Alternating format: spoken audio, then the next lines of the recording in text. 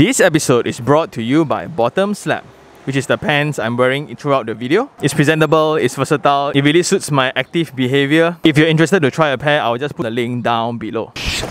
What's up guys, this is Shana and today we are going to check out J.Dupion in Cheras. Let's go!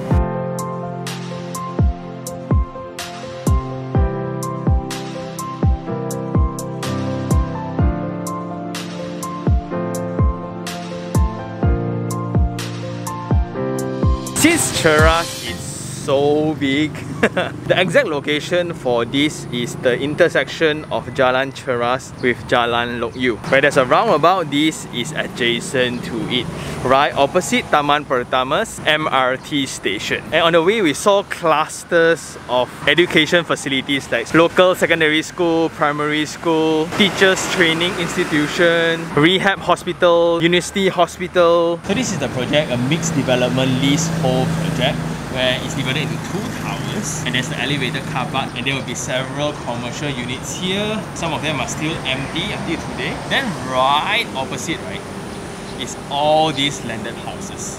By walking around the fringe of the project, I guess these areas are meant for the commercial units. So just in case they do really well, there are spaces for people to hang out. And the hardscapes are done very well. Like the staircase are wide and the design is inclusive, so you have ramps for people in wheelchairs.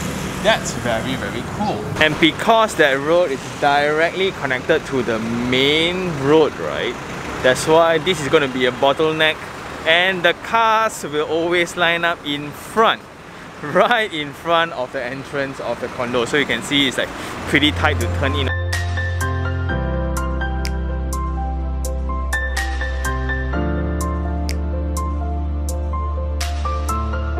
So after the guardhouse, where they don't have any boom gates, there's an access directly into this lobby. So this lobby is for Tower A and Tower B itself, and the welcoming feel looks good. You have concrete flooring, you check out the ceiling treatments, it looks good. So you have walls like that to somewhat not let cars go into the space. And you look at the wall treatments, it's so glossy and it's so well designed. Check out the logo of the residence. Then there will be separate enclosed spaces that are treated with glass separately for Tower A and B. And what you can hear, that would be the traffic noise, because this is right next to the junction.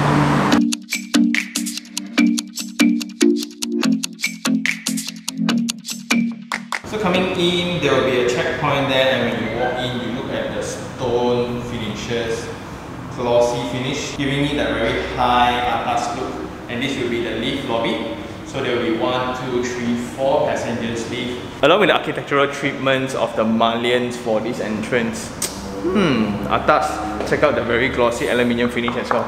So per floor plate, there will be in total of 7 units sharing 4 passenger lift. And with this kind of layout, you can really feel that the source of light into the main lobby is restricted. Maybe you have some fresh air here and here, that's about it. So coming out from the lift lobby is very, very decorated. Like you look at the patterns of tilings, there's a lot of effort, and it's full tiles as well, but highly dependent on artificial lighting. It can get kind of dark, and now it's like 12 o'clock in the afternoon. And this will be the condition of the internal corridor spaces. So the corridor width is around 1.9 meters, the height is around 2.8. Very, very spacious, and they even have a drain at the corridor because the water actually flows out. Very nice. And one detail I also looked at would be the wall treatments for the internal walls. So you can see they applied spray paints where you have certain textures to it. They need not to do that because usually people don't pay attention what's inside here, but they did, so very good from the developer. And then moving in, this will be the service corridor and fire lift. This will be the refuel chamber. So there's a 2-door system, so it kind of isolates out the smell, and looking at it is very well done. But there's absolutely no ventilation at all. So every time throw rubbish, you open this door, there will be this gush of air that hits your face. So coming through the corridor, we will be visiting this corner unit here, and the benefit will be every time you go back home, there will still be daylight here, or you still get fresh air at least. But there are just a lot of exposed utility rooms outside here. And from the corridor, there will be a step into the foyer space, and this is the unit.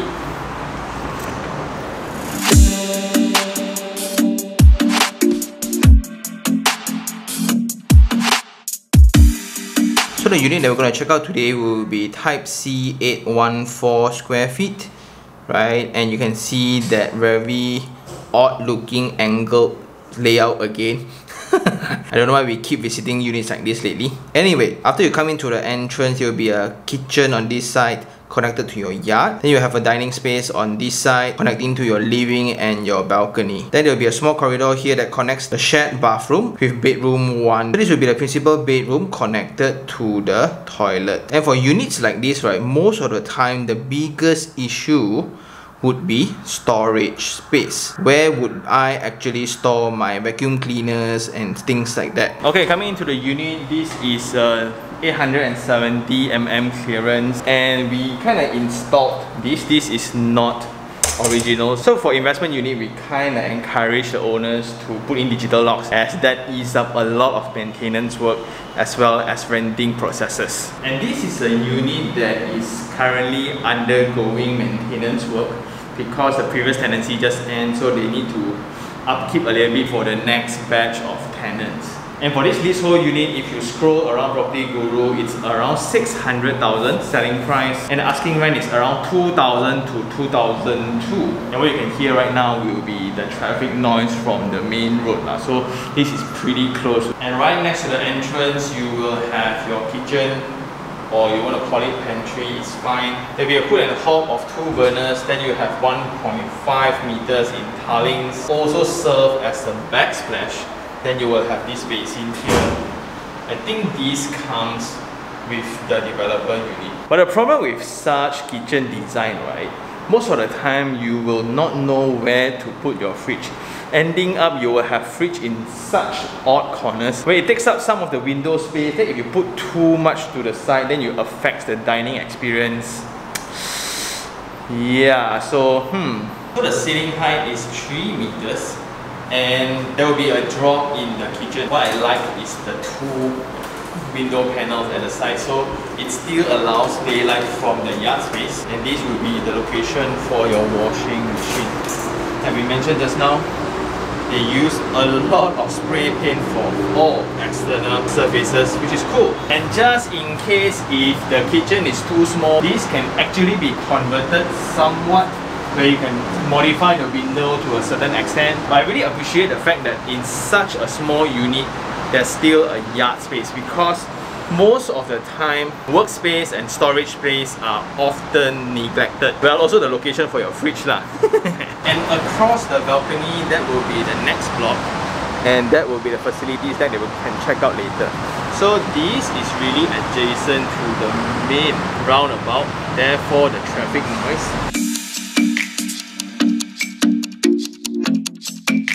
Then for the kitchen, this is the dining space, and this will be the living. And my favorite part of the layout, the angled layout, somewhat enhances the feeling of width for the unit.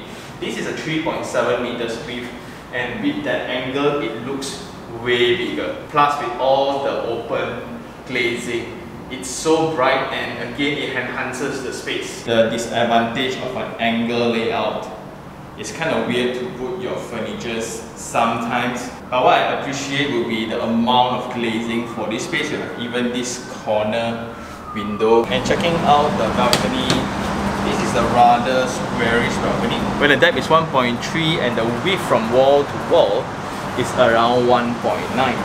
They applied a steel and glass handrail here. That opens up the view, but this view here directly faces M Vertica.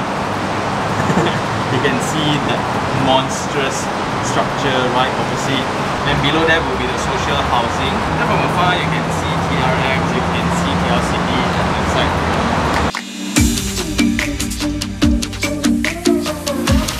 And because this project is directly situated next to the main road, right, plus you have the train lah. So it's going to get pretty noisy at times. So yeah, it's way better after you close the sliding doors lah. Then from the kitchen, this will be the first bedroom, and it's pretty big. So it's 2.7 meters by 2.9 meters along with this window. So you have tiles for your flooring along with the skirtings, and this room can fit a double size bed if you want to. They can squeeze a wardrobe here and your work desk or dressing table this side. But at the edge, there's some structural elements here, but I think they dress it up nicely, so it's fine. Then right opposite the room, this will be the bathroom space. And this is where you will experience the angles of the layout. So what you have is Johnson Swiss basin along with the Johnson Swiss WC. There are some patterned tilings which is very nice, very subtle. And because this is attached to the facade wall, then you can have opportunities like this to put in your window. So they frosted it up for privacy purposes. Then you have your shower area along with the compartment to put in your shampoos and all. Very spacious like this toilet. And it's just a different experience when you do your business, right? You look at that line. So odd, yet interesting.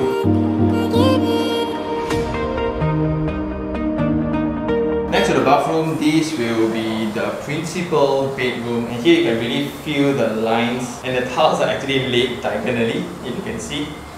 Very peculiar, but the size is still sufficient lah, so you can still put a queen size bed, bedside tables, and I really like the glazings. Like the amount of windows here, right, are just nice, so you somewhat have mountain views on this side, then you have the city views on this side. Very cool.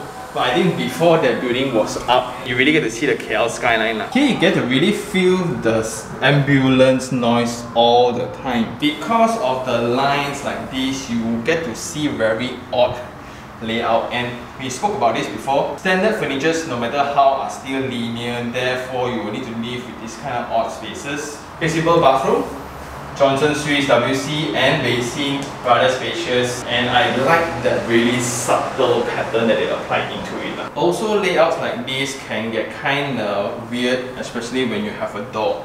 So that's a reason why showrooms do not put doors. It looks way more spacious. After you install the doors, spaces like this become dead spaces, and you get to see marks of the cupboard already. Okay, but this was not done by me lah, because that was a demo only. So what you guys are seeing right now, right, is the interchange between Jalan Cheras and Jalan Lok Yew. That's Taman Pertama MRT station, and it's actually a walking distance away, so there's a pedestrian bridge that connects this project over. Then at the far end, you get to see the very aged architecture around that area. Also, there will be a cemetery at the very far end as well. And something to talk about, that this location is just matured. Infrastructures are just complete, surrounded by a lot of amenities. Besides located to two main circulation pathways, which is Jalan Lok Yew and Jalan Cheras. A 15 minutes drive away, you get to reach Aeon Taman Maluri, and that's connected to Velocity as well. Part of the attraction as well for this location, right? So you think about Cheras, there are just so many stops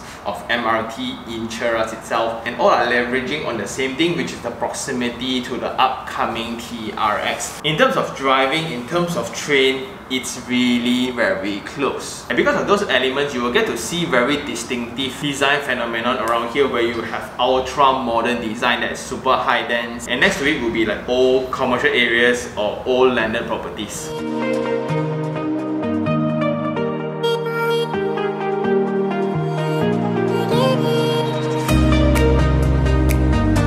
Now we are at the facilities deck. It's a rather compact one. That's why the pool is not that big of a scale, but I think it's enough. You still have the infinity edge, but it's facing the roundabout lah. Next to the pool is actually surrounded by this protection layer, so it separates out the wading pool along with the lap pool. And you will have some empty areas around, and that will be the building orientation angle in a way. And again, from a distance, you get to hear the ambulance, you get to hear the traffic. It's pretty obvious in this level. Well, I guess that's the price we pay if you want to stay very close to action. Then you have the landscape treatments here, pretty nice. So this is the outdoor workout area, and this will be the gym. And I don't think there will be any good views left, but because of its low density, I guess this is pretty sufficient. And at the other end, there will be a games room on this side. It's rather empty currently, and you can see the very consistent window mullion design. And then this will be the multi-purpose hall. So this multi-purpose hall is a rather big one, and there's this openable sliding door that connects out to the external area here. So if you're gonna rent it and host a party along with your family and friends, right, I think this is gonna be super cool. And then for safety purposes, I think it's very safe. You have the landscape boundary, also the very high parapet walls. At the end, you still have that consistent angle design, that line, right? They remain consistent throughout the entire building. As a result, you will still have this kind of garden space. Because in total of 2 blocks, I think the number of units is only around 399 units only. Around 400 units lah. So I guess it's okay. It's pretty low dense if you look at that one lah. Then right at the other end of the wing, right, there's another open area here where it's an outdoor playground and it's connected to the barbecue area. And what's cool, right, there are several units that are laid here, and you kind of have that private green garden right in front of your house. So this is somewhat like a landed unit within a high-rise that is so cool. And just imagine when you're free, right, I can just come out here and chill. So nice.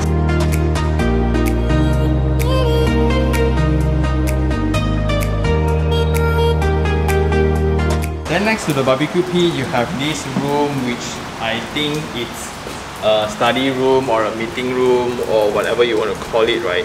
They are just spaces here, they are still very underutilized, including the cafe space outside. And that's the reality of commercial spaces within a service apartment. Because of the lack of human traffic, right, it's just very difficult to generate business. It's very cool when you propose ideas that, oh, it's going to be a cafe next to a pool, which absolutely makes sense. But in reality, takkan every condo also got cafe meh. So the more sustainable design would be a mixed development where you kind of have a mall downstairs where outsiders can also come in to the development and enjoy those facilities. Then the business can sustain itself. If it's just pure residents, right, tough lah, very tough. So imagine a unit right at the end here, and you have common spaces around this side. Indirectly, this is your space. So it's really very cool where you can find hidden gems around different projects in KL. But at this level, what's really obvious as well would be the Taman Pertama LRT station, as well as the cemetery. So those are something to really take note of if you are a bit more bundled up.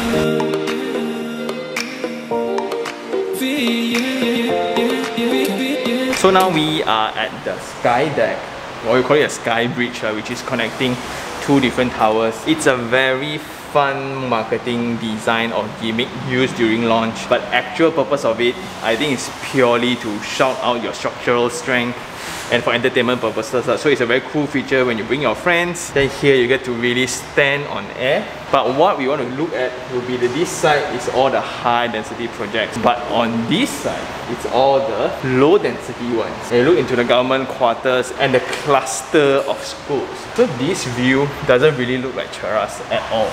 And at this same bridge, we also have a dock area where you get to really experience the skyline of Cheras itself.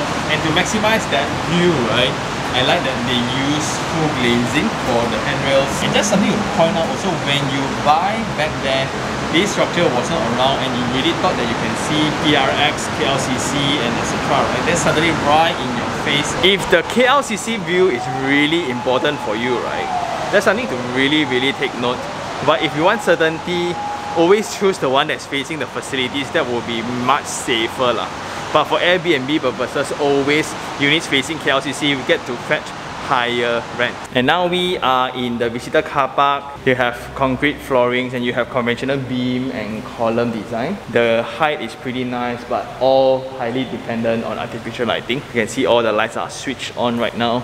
And after you park, you can just walk into the lift lobby. We are in the lift lobby. We couldn't figure out what is this space about. And we go in, it's actually nothing but it connects to the service lift at this side. What is this space for? And I think that's all for this episode. It's now time for Sean take 3 on 3. 3 things I really like. Number 1 would be the location.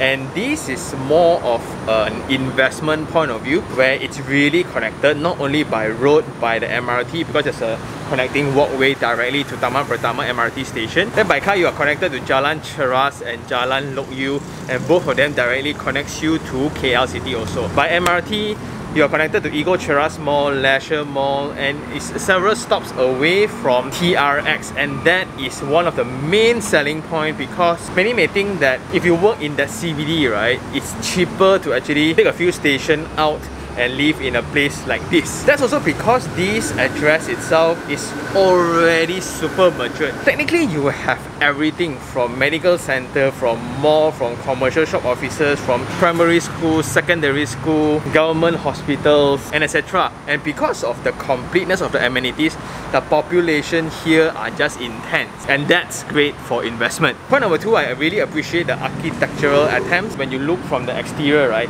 like this green landscape space is really nice. Designs are pretty exclusive. The lobby design is excellent. It's different. There's no boom gates in the main one, but when you go into the lobby, it feels like an airport. And it's one of the nicest drop-off within this range. Also, I like the attempt on tweaking the unit layout. So it's really interesting because at the bend of the curves, right, it enhances the width of the space, but then they did it without compromising any internal spaces, which is awesome. And last of all, I like the micro elements of this site, because this particular piece of land right next to the road, right, seems like an afterthought. So because you are building this, it's kind of out of place, but what you get on one side is absolutely open space, full greeneries because of all the government buildings, all the schools. And if you're facing that side, right, it's really cool. And within walking distance, you have the wet market and you have a row of commercial shop offices. But it's kind of old, but I think it's sufficient. If that's not enough, you can anytime drive to Taman Permaisuri,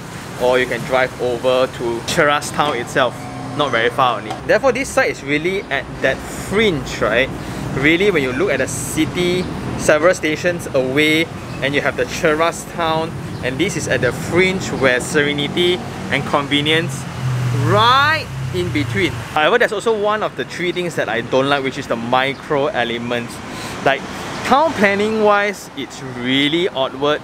I can only feel bad for all the landed properties, because now this road needs to be shared with so many residents. It's not exactly a very high dense one, but still. And when you have apartments like this, it's only natural that you will have a lot of cars parked at the roadside at night lah. Also, this particular building is adjacent to one of the busiest intersection ever. Not only intersection between 2 main roads, Jalan Lok Yew and Jalan Cheras, you are also next to Taman Pertama MRT station. So in the unit itself, you can really feel the intensity of noise. Also, to get out of this junction as well is not going to be easy. Again, because it's such a popular location, everybody wants to live here, therefore congestion is also part of the equation. Point number 2, this is somewhat minimal, but after you bend the layout in such a way, I think they really did it well already. There are still certain odd areas around the space. Therefore, it's a serious debate whether would you want to bend for the sake of looking cool, or seriously you just want everything to be efficient, everything linear, and just gaudim. So it's a real debate between there lah. Part of the micro location elements are also the social housing in abundance around the area. Therefore, the surrounding commercial areas generally catering to them, so you still have a lot of one-story restaurants around the streets, and cars are just parked everywhere. So the first feeling when you come into the site, you need to drive through terrace houses, you need to drive through social housings and rundown buildings. So the initial impression of the site really not very good lah. Last of all, the building does not feel vibrant at all. Like if you look into the commercial spaces, there are still a lot of them being vacant, but at least there's a convenience store. That's nice. But when you go into the facility decks, facilities are also minimal, standard. Cafe spaces are vacant. But I think this is an expectation thing, because if you look into the treatment of the facade, you look into the treatment of everything else, you look into the treatment of the entrance statement, the drop off, you will expect more from the facilities. Unfortunately, it's not met. And with that, I think that's all for this episode. Thank you very much for watching, and if you really like this episode, like it, share it, and even subscribe for more information like this. Until next time, this is Sean Tan. Ciao.